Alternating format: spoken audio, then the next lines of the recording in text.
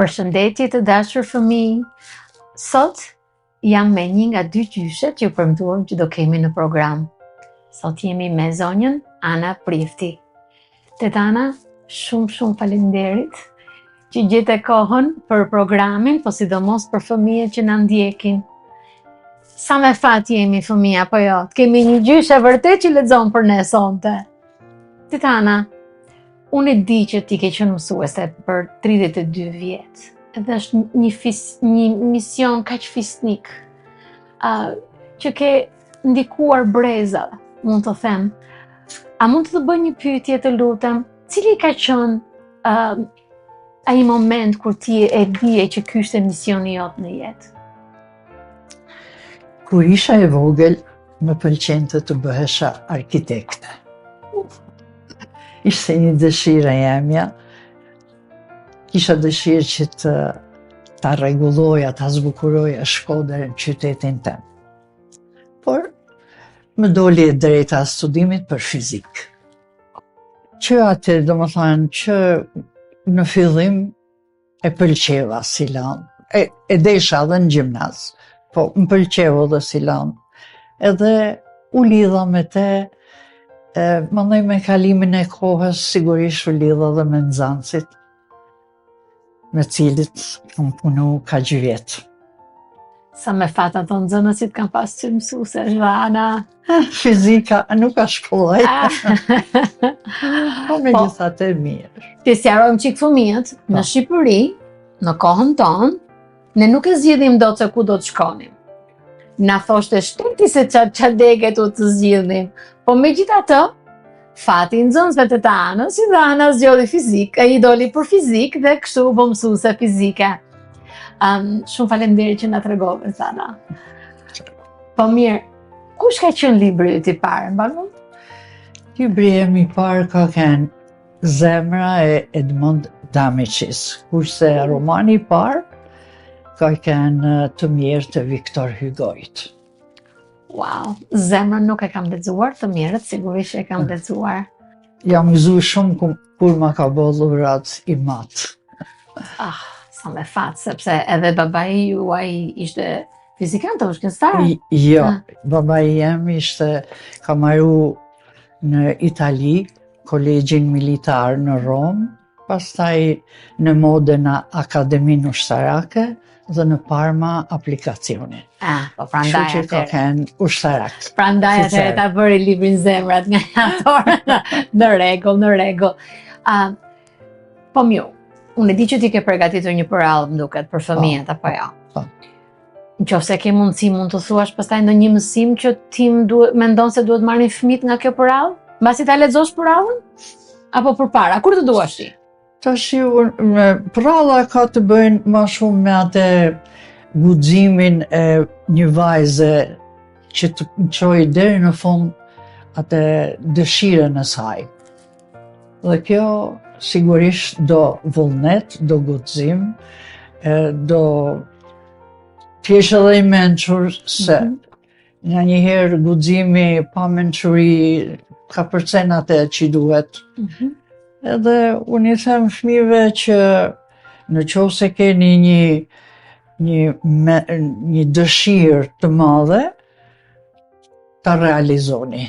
Shumë faleminderit që ndave mësimin me fëmijët, sa e vlefshme edhe për sot, kuptohet. Tash ti nëse mundesh, mund na lexosh përallën sepse fëmijët ato po presin. Patjetër.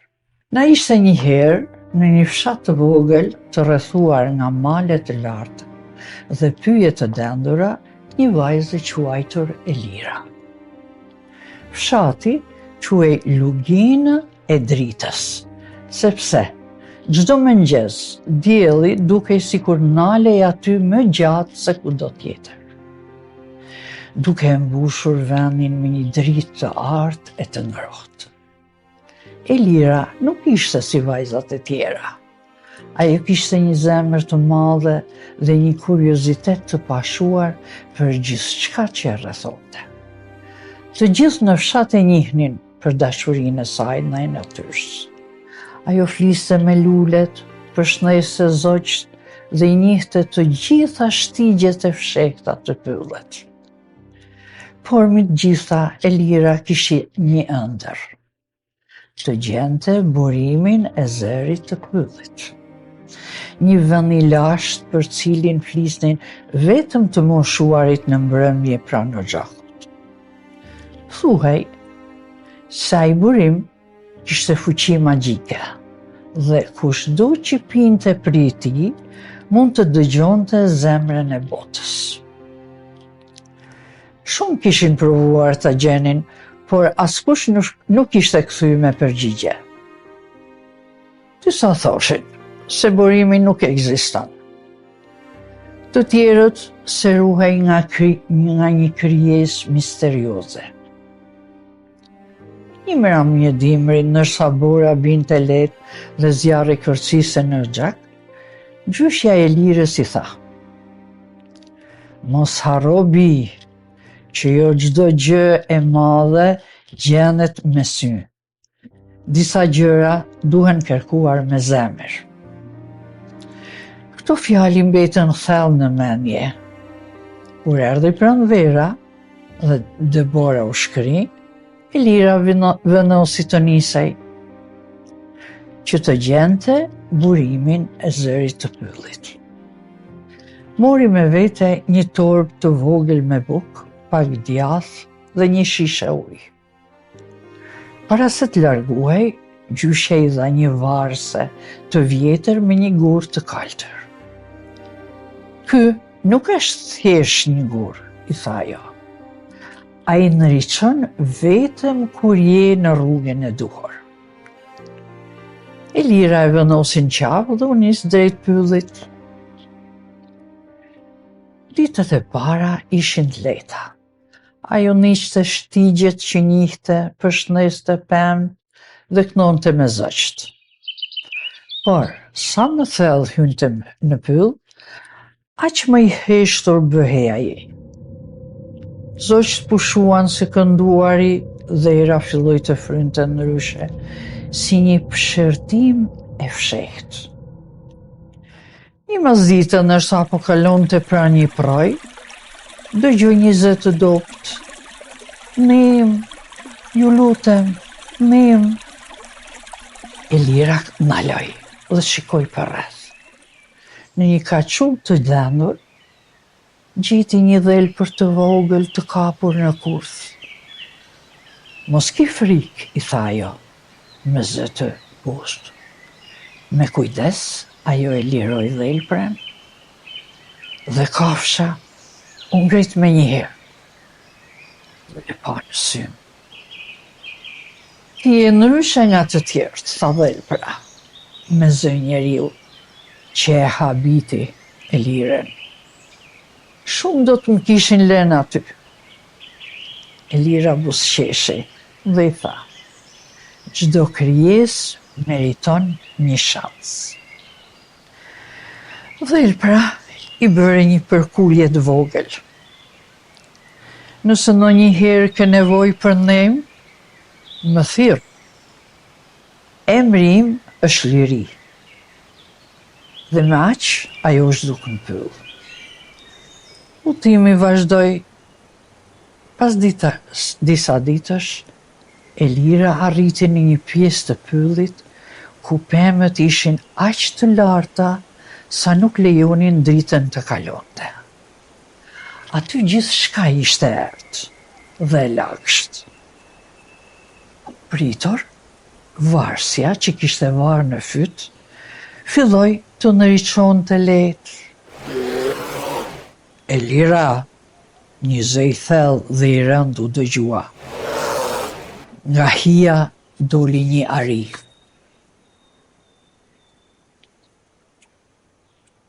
Një ari i madh dhe i fortë. "Pse ke ardhur këtu?" e pyeti ai. Elira ishte pak e fiksume, qëndroi e fortë. "Po kërkoj burimin e zërit të pyllit." Ari u qeshi lehtë. "Shumë kanë ardhur me të njëjtën dëshirë, çfarë të bën të mendosh se ti je ndryshe?" Elira mendoi për një moment dhe tha: "Nuk e di nëse jam ndryshe, por e di që nuk jam këtu për pushtet apo lavdi. Dua vetëm të kuptoj. Ariu e vështroi gjatë. Kalimi këtu kërkon forcë, por jo forcë fizike, forcë zemre, i tha Ariu. Ai u kthye dhe i tregoi një rrugë të ngushtë. Në qekret, por ki kujdes. Jo gjithçka që sheh është e vërtetë. Rruga u bë gjithnjë e më vështirë. Elira filloi të shihte gjëra të çuditshme, figura që lëviznin në errësirë, zëra që e thërrisnin, kujtimet vjetra që i shfaqeshin si ëndra. Në një moment, ajo dëgjoi zërin e gjyshës. Elira, ktheu, është e rrezikshme. Ajo ndaloi. Zemra i rreshte fort, por pastaj preku varsen. Ajo nuk po ndriçonte. Jo, kjo nuk është e vërtetë, tha me zë të ulët dhe vazhdoi përpara. Sa më shumë ecte, aq më shumë sprovohej. Derisa një ditë, e lodhur dhe e uritur, ul pra një pemë dhe mendoi të dorëzohej. Mos na lo tashi. Zëri i dhelprës u dëgjua sërish. Liria doli nga hija. Ke ardhur shumë larg, tha ajo. Vetëm një hap tjetër. Jam e lodhur, tha Elira. Edhe pyetje është i lodhur në një herë, u përgjigj dhelpra, por ai nuk ndalon se jetuari. Këto fjalë i dhan forcë. Elira u ngrit dhe vazhdoi rrugën. Më në fund, pas një natë të gjatë, ajo arriti në një hapësirë të hapur. Në mes të saj ishte një burim i vogël, por i kristalt. Uji i shkëlqente si dritë e pastër. Varsja ndriçoi fort. Ky është përshpëritje e Elira. Por përpara burimit qëndronte një figurë e mbuluar me mantel. Kush guxon të afrohet, tha figura. Unë jam Elira, u përgjigj ajo. Kam ardhur për të dëgjuar zemrën e botës. Figura u afru dhe hoqi kapuçin. Ishte një grua e moshuar me sy të thellë si vetë toka. Shumë kanë kërkuar këtë fuqi. Pse duhet ta marrësh ti? Elira u mendua gjatë. Pastaj tha: Ndoshta nuk duhet, por nëse e marr, nuk do të përdor për vete. Dua vetëm të kuptoj si të ndihmoj. Gruaja buzëqeshi lehtë. Përgjigjja ishte brenda teje gjatë gjithë kohës. Dhe pasi tha këto fjalë, ajo u zhduk. Rruga drejt burimit u hap. Elira u gjunjëzua dhe piu pak ujë. Në atë moment, gjithçka ndryshoi. Ajo dëgjoi rrahjet e tokës, frymëmarrjen e pyjeve, këngën e ujrave dhe pëshertimat e njerëzve. Ajo kuptoi dhimbjen, gëzimin, frikën dhe shpresën e gjithçkaje që jetonte. Ishte e bukur, por edhe e rëndë. Kur u ngrit, ajo nuk ishte më e njëjta. Kur u kthy në fshat, askush nuk e kuptoi menjëherë ndryshimin, por pak nga pak, njerëzit filluan të njenin diçka ndryshe. Elira dinte kur dikush ishte i trishtuar, pa i thënë. Dinte si të ndihmonte, si të dëgjonte, si të sillte paqe. Ajo nuk u bë mretnesh, as e famshme, por u bë diçka më e rrallë. Një njeri që kuptonte. Dhe çdo mbrëmje kur dielli perëndonte mbi luginën e dritës, ajo ulej pranë gjyshës dhe buzëqeshte. Sepse e dinte një të vërtet të thjesht, magjia më e madhe nuk është të dëgjosh botën, por ta kuptosh dhe ta duash atë ashtu siç është. Dhe kështu, historia e Lirës u bë një tjetër histori që do të tregohesh brez pas brezi, për një vajzë që kërkoi një burim magjik, por në fund gjeti diçka edhe më të madhe, zemrën e saj. O, sa e bukur të Ana, dhe sa përfundimi bukur, sepse ti edhe sigurisht kuptimin e përallës. Por në këto ditë të sotme, ta pranojmë vetveten dhe njëri tjetrin për ashtu siç jemi, është edhe më kuptim plot edhe më e fuqishme. Sa mbyllje e bukur. Ju kemi premtuar që në çdo prallë do ju themi edhe nga disa fjalë të reja që mund t'i keni mësuar sot. Për shembull, fjala vajzë është girl. Fjala o gjaku është fireplace. Fjala pylli është forest. Fjala zemër është heart. E mërzitur është sad. E gëzuar, happy. Shpresoj që në çdo prallë të mësoni nga disa fjalë të reja, po për më shumë, ju lutem pyetni mamin dhe babin. Ishte një herë një mret dhe një mretnesh që kishin një djalë të vogël.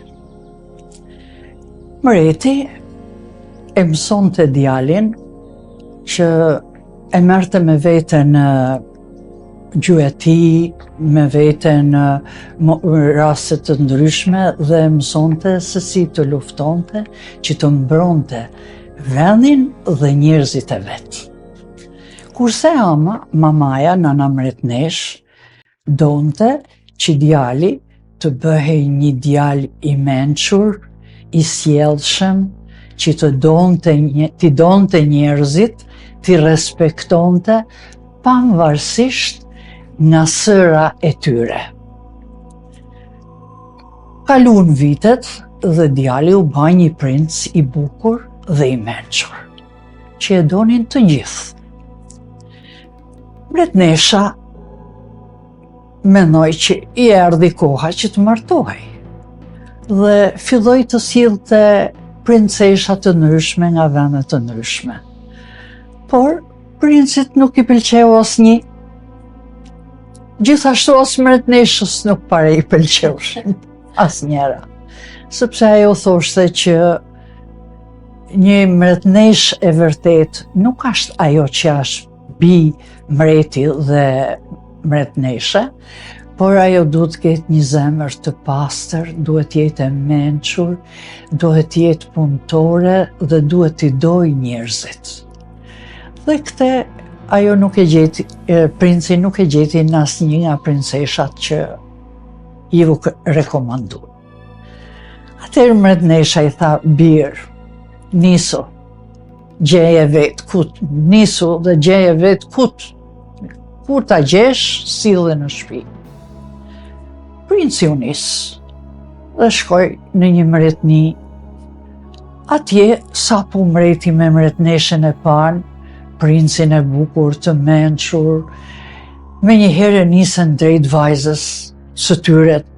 I thanë: "Princ, takoje princeshën tonë që të shofësh të njihesh me te." Princi shkoi dhe hyri në dhomën e princeshës dhe çfarë të shofi? Princesha po rrinte dhe po lexonte. I tha: "Mirëdita", i tha princi. Ajo i tha: "Nuk ja vari fare." Dhe me një zë të trash dhe bumullus i tha: "Mirëdita, pse ke ardhur këtu?" Me një sjellje jo të mirë. Princi i tha: "Po lexoni", tha princesh. "Po", i tha kjo.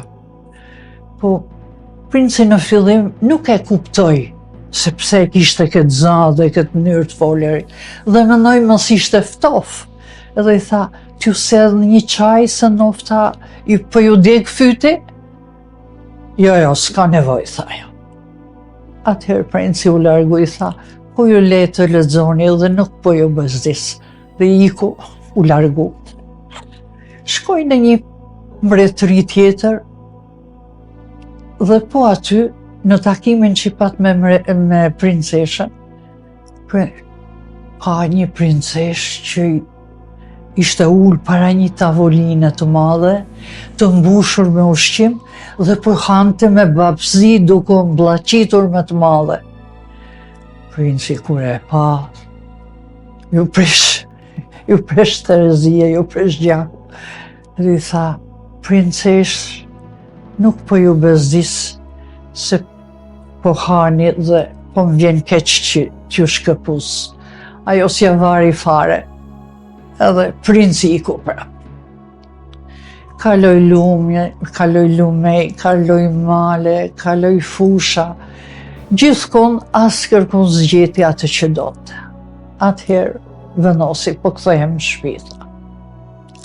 Edhe u kthy.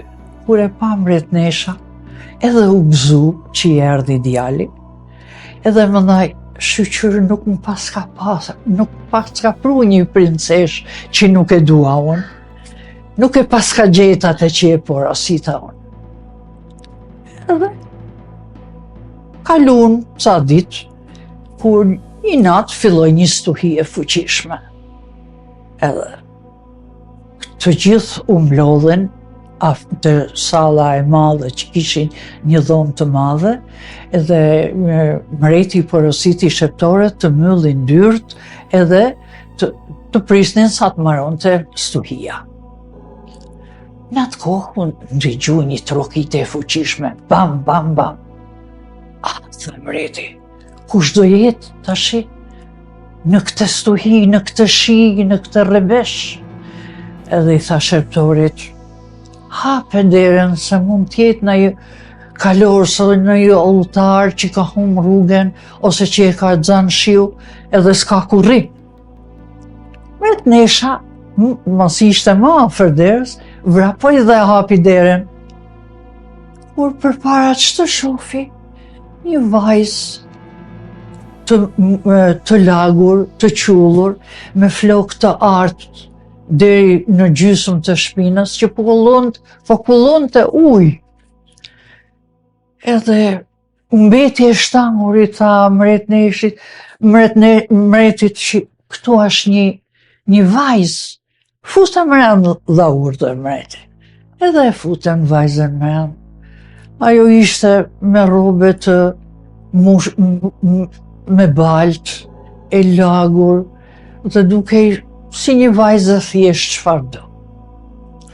E vuna afër oxhakut, i dha një batanie dhe me kalimin e kohës, flokët e saja, nga flokët e lagur u ban ca kaçurrela të bukura, dhe fytyra saj mori një ngjyrë bojroz dhe u pa që ishte një vajzë shumë e bukur. Atëherë mbretnesha me marifet ju afru dhe e pyeti, nga të kemi moj vajzë? Ajo i tha, unë jam princesha e mretit fqin, tha. Dhe isha në pyll, më zuri stuhia dhe humba rrugë. Mbretnesha nuk e besoj. S'ka mundësi, tha, si ka mundësi që një princesh të jetë pa karrocë, pa shëptor, pa asgjë dhe vjen këtu. Megjithatë, tha mbretnesha, do ta provojë nëse është me të vërtet princesha po ja.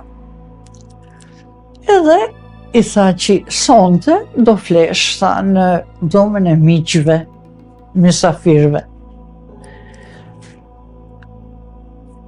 Unë mbretnesha, para se princesha të shkonte në dhomën e mysafirve, urdhëroi shërtorët që t'i sillnin një kokër bizele. E vuri sipër krevatit të princeshës dhe sipër i vuri një dyshek tjetër. Edhe tha, në qoftë se ajo është princeshë vërtet, do ta njej bizelen. Edhe vun princeshën të flinte. Princesha gjithë natën u rrotullu nëpër krevat. Dhe të nesërmen kur u zgju dhe u taku me mbretneshën, i tha: unë tha faleminderit tha për mikpritjen që më batë, po unë nuk kam mujt me fjetë gjithë natën, po nuk dua që t'i thoni princit se mos mërzitet. Po pse, i tha mbretnesha, nuk pas ke fjetë? Një gjë e fortë atje në dyshek nuk më la të flija rahat.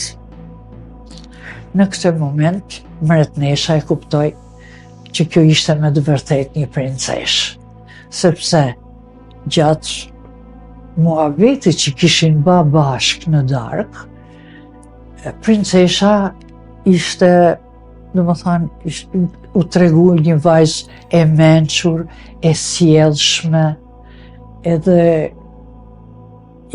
mbretneshës i hyri në zemër që nga ai moment, nga përgjigjet që dha, përgjigjet e matura dhe të bukura. Edhe thirrri edhe princin, princi e pëlqeu shumë, edhe vendosen dhe u martu. Me kalimin e viteve, kur mreti dhe mbretnesha u plakën, ato e morën drejtimin e mbretërisë. Dhe gjatë gjithë kohës, princesha punoi që populli i mbretërisë të gëzonte, të jetonte i lirë dhe ta donin mbretnin, edhe me të vërtet populli e donte shumë princeshën dhe ato jetun të lumtur.